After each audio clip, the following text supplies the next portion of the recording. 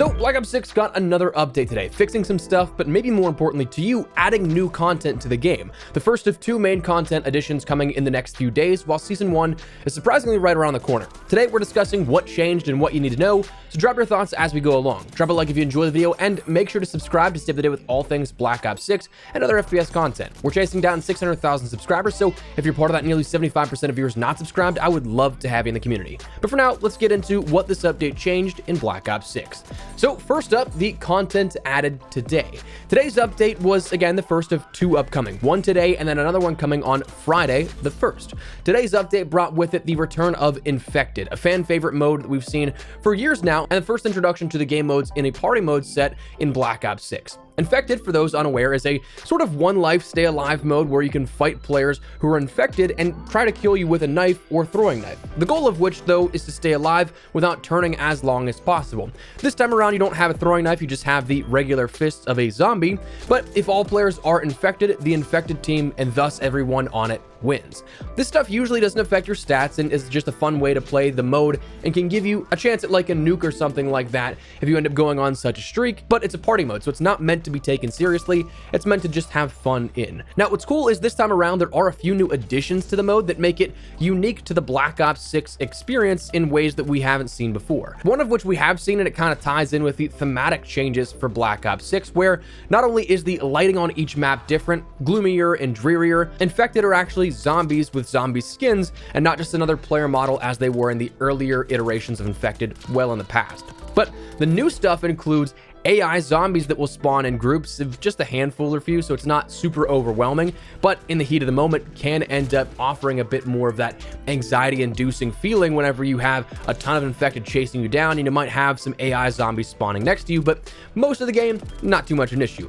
But they offer additional score and XP, plus zombies power-ups drop every time you kill an enemy zombie, which is a really cool feature, I think, that gives a bit more benefit to the player long-term. It can really help you late game, like full power or a max ammo.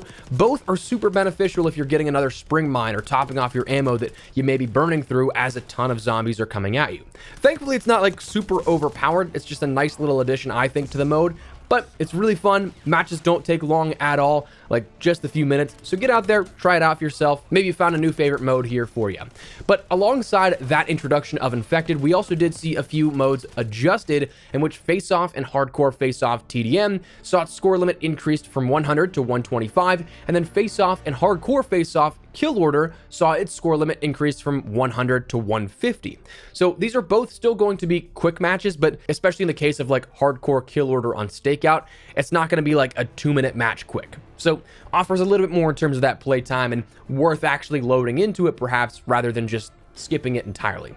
But that's today's update in regards to content. What about the next update? Well, again, that's this Friday, the 1st, in which Nuketown is returning. The classic remade here. It's already been mentioned and showcased via a trailer that it's a faithful remake of the original because, as Adam Hoggett, the original creator of Nuketown, has said, a lot of current players have never experienced the original, and that kind of hurts me to my core a little bit and makes me feel old. Like, yes, it was a terrifyingly quick 14 years that have passed since the launch of Black Ops, but did not need to hear that when that came out. But along with maybe some other minor adjustments, which we'll touch on in just a second, I wouldn't expect too much out of this Friday's update beyond Nuketown. Like, I'm not expecting any weapon balancing or anything like that, or something that is major gameplay changing adjustments made.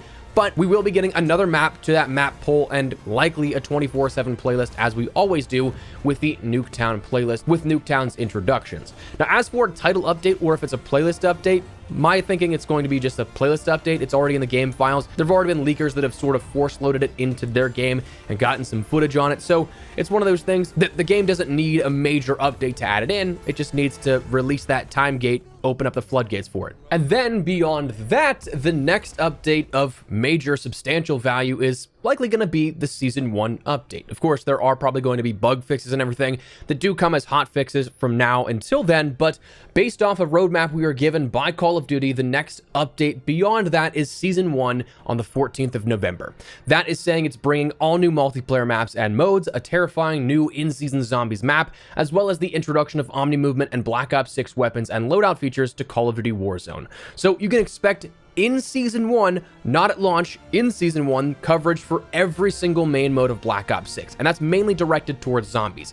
Multiplayer, Warzone, obviously that stuff is going to be front-loaded on the launch of Season 1, but I'm not expecting a new zombies map until like mid-season, just because, again, you gotta space that content out a little bit in terms of the live service model, plus having something where everything is given up front doesn't really make for a very healthy season for people playing for the next 2 months at that point. But anyways, you're going to end up seeing new multiplayer maps, weapons, battle pass, modes, the Warzone integration and movement changes, weapons, and all added with the new Area 99 Resurgence map coming at Season 1. That's already been detailed and laid out here for the 14th. So we got a decent look at the next 3 weeks or so here of content in regards to what we can expect for new things coming to Black Ops 6, but that's not the only stuff that we learned about. Other updates today included smaller fixes, but some are substantial things that you may have heard about recently.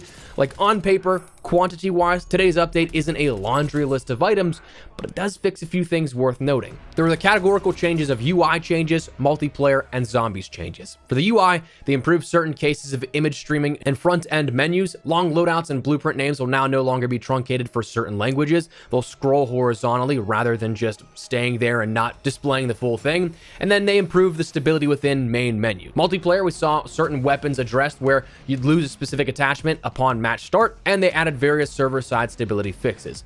Now, zombies, this is where you're probably going to see the impactful stuff here as of the last 24 to 48 hours. Gameplay, on Terminus, they closed an exploit that allowed players to temporarily lose enemy targeting. Liberty Falls, they closed an exploit that would allow players to temporarily lose enemy targeting, and players can now only individually interact with the bank vault combination lock 3 times per round. So why is this important? Well, the Terminus exploit was something with the zip line that allowed players to become invincible. Players would not be targeted by the enemies here at this, which in terms of solo play, from my understanding, made it basically worthless because they wouldn't target you. So the whole point is to progress the rounds by having zombies run around at you and killing them. But in regards to like having a party of 2, 3, or 4 players, you could end up just kind of farming XP and kills because zombies wouldn't target specific players. On Liberty Falls, there was an exploit where you could end up going to the bank vault and hitting it anytime you got overrun, and it would give a 5-second grace period where the zombies would run away before coming back at you. So it was just something that, again, for a farming method was pretty cool, but it was definitely an exploited glitch in the system there with that. Whether or not that's harmful to you or I, or damages anybody else's experience, that's probably subjective, but it's one of the things that they fixed because it wasn't intended. Now, as of currently recording this, it doesn't seem like the boat method on Terminus was patched, so that's something that is likely on the chopping block still, because that's made waves over the last 24 hours or so here as a major way to end up getting weapon XP, camos done, and all that kind of stuff in zombies. But with another update coming on Friday, I would not be surprised if, again, coming back to it, that might be something that gets tackled in that update as well. But that is your update as of today. What it changed, what it added, and a little bit of the content here that you can come to expect in the next few days to weeks. So before we wrap everything up, I want to give a shout out to my friends over at Gamer Advantage. If you guys are grinding out Black Ops 6, you might want to check these guys out. They're what I firmly believe are the best blue light glasses company on the market. I've worked with them for nearly 4 years now, which is kind of crazy to consider, and cannot recommend them enough. They're the most lightweight, comfortable, and durable frames on the market as far as I've used, and definitely think they've helped my daily productivity.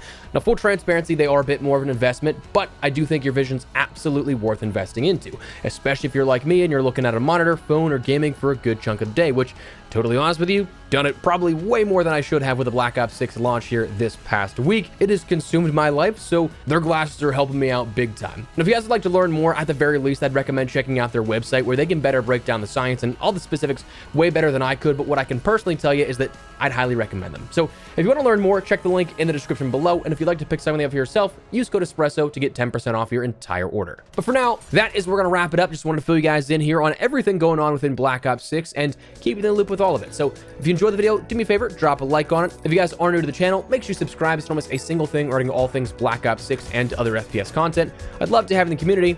But for now, thanks so much for watching. I'll see you later. Take care and peace.